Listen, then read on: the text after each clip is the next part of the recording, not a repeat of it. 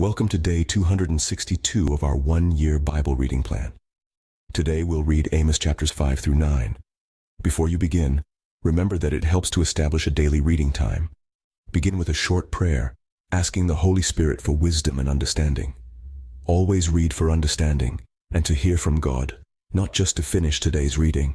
Please like, subscribe, and share this video to bless someone else. Now let's begin. Amos chapter 5. Verse 1. Hear this word, Israel. This lament I take up concerning you.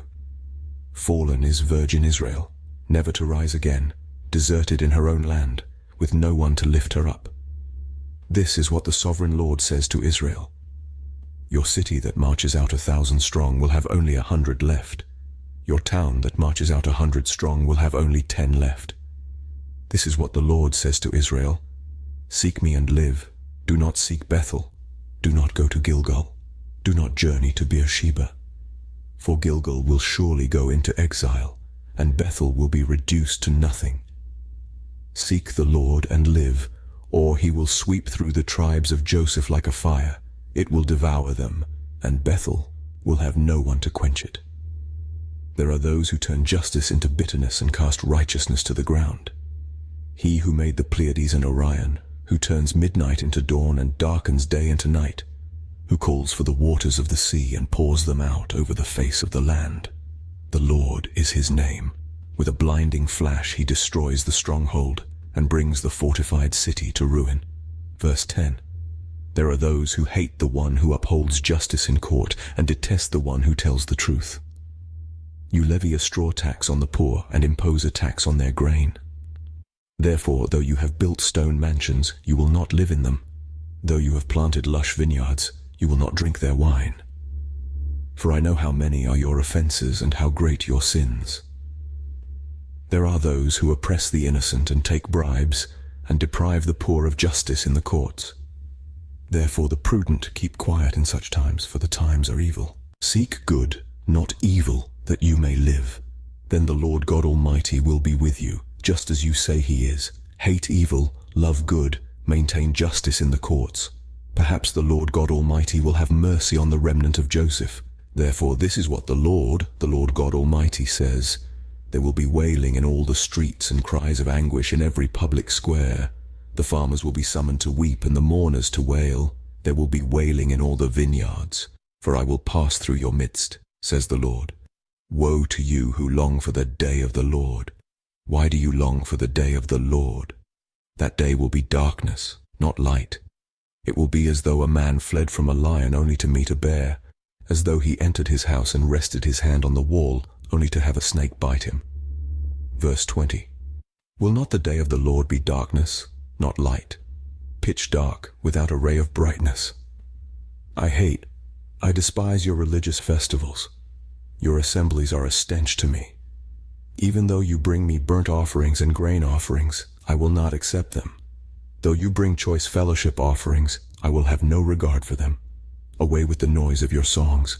I will not listen to the music of your harps. But let justice roll on like a river, righteousness like a never-failing stream. Did you bring me sacrifices and offerings 40 years in the wilderness, people of Israel? You have lifted up the shrine of your king, the pedestal of your idols, the star of your God, which you made for yourselves. Therefore I will send you into exile beyond Damascus, says the Lord, whose name is God Almighty. Amos chapter 6, verse 1.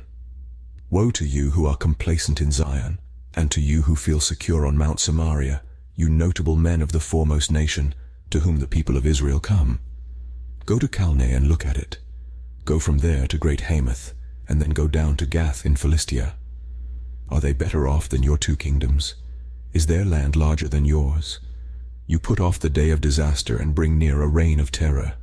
You lie on beds adorned with ivory and lounge on your couches. You dine on choice lambs and fattened calves. You strum away on your harps like David and improvise on musical instruments. You drink wine by the bowlful and use the finest lotions, but you do not grieve over the ruin of Joseph. Therefore you will be among the first to go into exile. Your feasting and lounging will end. The sovereign Lord has sworn by himself.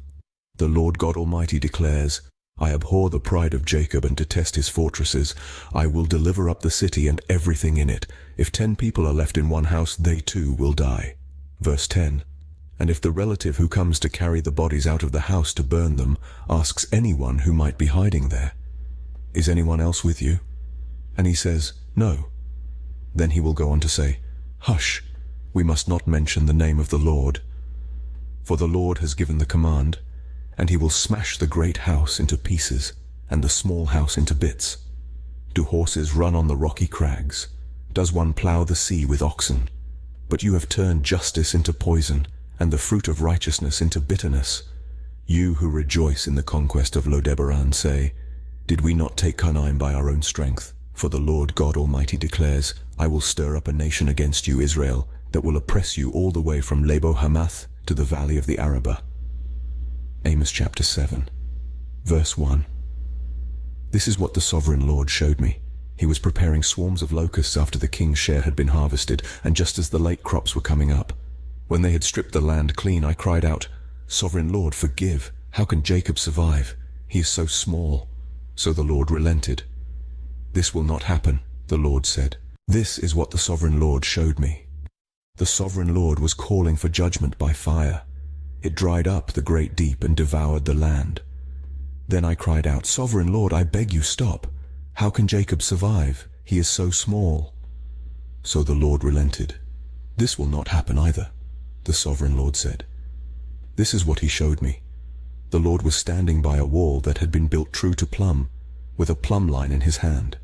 And the Lord asked me, "What do you see, Amos?" "A plumb line," I replied. Then the Lord said, "Look, I am setting a plumb line among my people Israel. I will spare them no longer. The high places of Isaac will be destroyed, and the sanctuaries of Israel will be ruined. With my sword I will rise against the house of Jeroboam." Verse 10. Then Amaziah, the priest of Bethel, sent a message to Jeroboam, king of Israel. "Amos is raising a conspiracy against you in the very heart of Israel. The land cannot bear all his words. For this is what Amos is saying.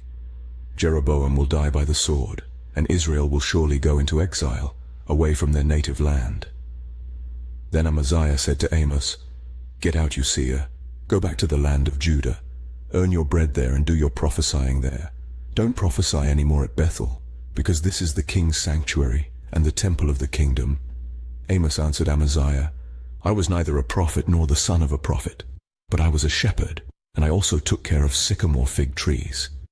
But the Lord took me from tending the flock and said to me, 'Go, prophesy to my people Israel.' Now then, hear the word of the Lord. You say, 'Do not prophesy against Israel, and stop preaching against the descendants of Isaac.' Therefore this is what the Lord says, Your wife will become a prostitute in the city, and your sons and daughters will fall by the sword. Your land will be measured and divided up, and you yourself will die in a pagan country, and Israel will surely go into exile away from their native land." Amos chapter 8, verse 1. This is what the sovereign Lord showed me. A basket of ripe fruit. "What do you see, Amos?" he asked. "A basket of ripe fruit," I answered. Then the Lord said to me, "The time is ripe for my people Israel. I will spare them no longer.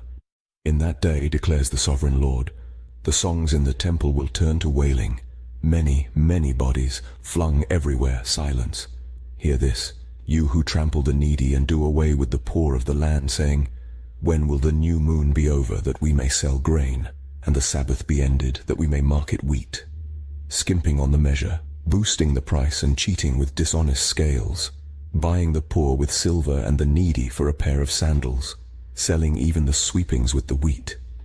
The Lord has sworn by himself, the pride of Jacob, I will never forget anything they have done. Will not the land tremble for this, and all who live in it mourn? The whole land will rise like the Nile. It will be stirred up and then sink like the river of Egypt. In that day, declares the sovereign Lord, I will make the sun go down at noon and darken the earth in broad daylight." Verse 10. "I will turn your religious festivals into mourning and all your singing into weeping. I will make all of you wear sackcloth and shave your heads. I will make that time like mourning for an only son, and the end of it like a bitter day. The days are coming, declares the sovereign Lord, when I will send a famine through the land, not a famine of food or a thirst for water, but a famine of hearing the words of the Lord. People will stagger from sea to sea and wander from north to east, searching for the word of the Lord, but they will not find it. In that day, the lovely young women and strong young men will faint because of thirst. Those who swear by the sin of Samaria, who say, "As surely as your God lives, Dan," or "As surely as the God of Beersheba lives," they will fall, never to rise again. Amos chapter 9, verse 1. I saw the Lord standing by the altar, and he said, "Strike the tops of the pillars so that the thresholds shake. Bring them down on the heads of all the people. Those who are left I will kill with the sword. Not one will get away, none will escape. Though they dig down to the depths below, from there my hand will take them. Though they climb up to the heavens above, from there I will bring them down. Though they hide themselves on the top of Carmel, there I will hunt them down and seize them. Though they hide from my eyes at the bottom of the sea, there I will command the serpent to bite them. Though they are driven into exile by their enemies, there I will command the sword to slay them. I will keep my eye on them for harm and not for good. The Lord Almighty. He touches the earth and it melts, and all who live in it mourn. The whole land rises like the Nile, then sinks like the river of Egypt. He builds his lofty palace in the heavens and sets its foundation on the earth. He calls for the waters of the sea and pours them out over the face of the land. The Lord is his name. Are not you, Israelites, the same to me as the Cushites, declares the Lord?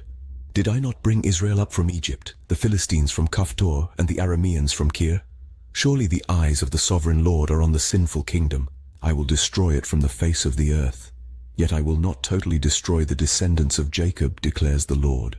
For I will give the command, and I will shake the people of Israel among all the nations as grain is shaken in a sieve, and not a pebble will reach the ground. Verse 10. All the sinners among my people will die by the sword. All those who say, "Disaster will not overtake or meet us." In that day, I will restore David's fallen shelter.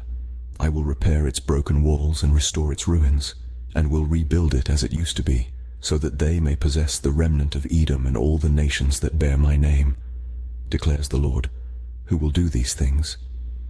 The days are coming, declares the Lord, when the reaper will be overtaken by the plowman and the planter by the one treading grapes. New wine will drip from the mountains and flow from all the hills, and I will bring my people Israel back from exile. They will rebuild the ruined cities and live in them. They will plant vineyards and drink their wine.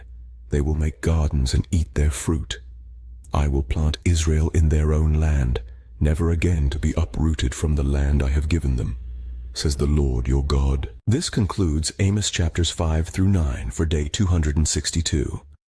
We hope you are enjoying these daily videos. Remember to check the description box for links and resources. Thank you for watching.